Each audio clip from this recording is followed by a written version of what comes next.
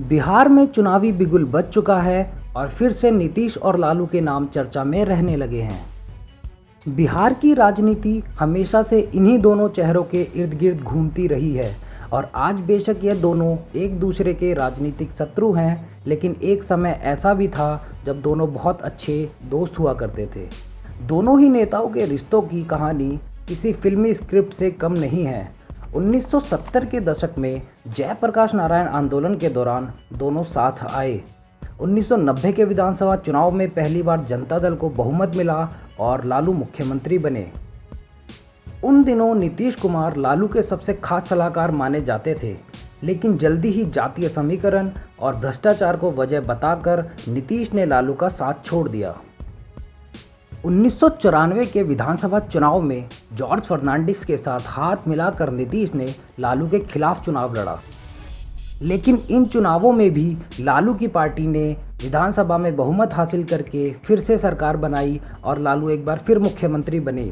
लेकिन बिहार की राजनीति में एक नया अध्याय शुरू हो चुका था।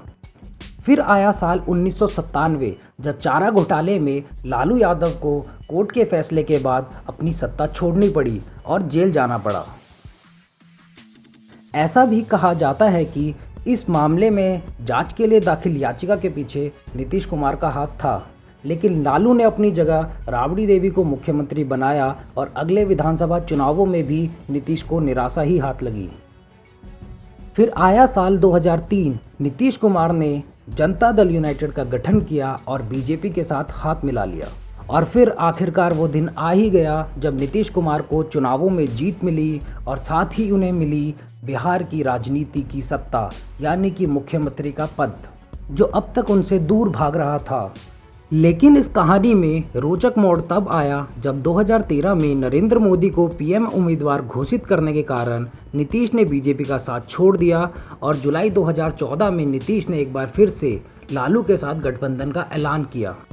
लगभग 20 साल बाद दोनों नेता गले मिले और इसका फायदा 2015 के विधानसभा चुनाव में हुआ, जब गठबंधन की सरकार बनी और नीतीश फिर से मुख्यमंत्री बने। लेकिन इस बार ये दोस्ती ज़्यादा नहीं चली और 2 साल में ही नीतीश ने लालू का साथ छोड़कर फिर से बीजेपी का हाथ थाम लिया।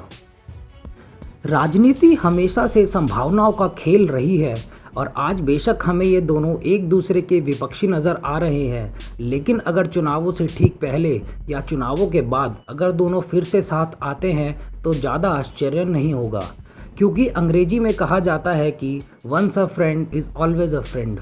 तो शायद बिहार की राजनीति के जय वीरू फिर से हमें एक मंच पर दिखाई दे। तब तक घर में रहें, अपना ध्यान रखें।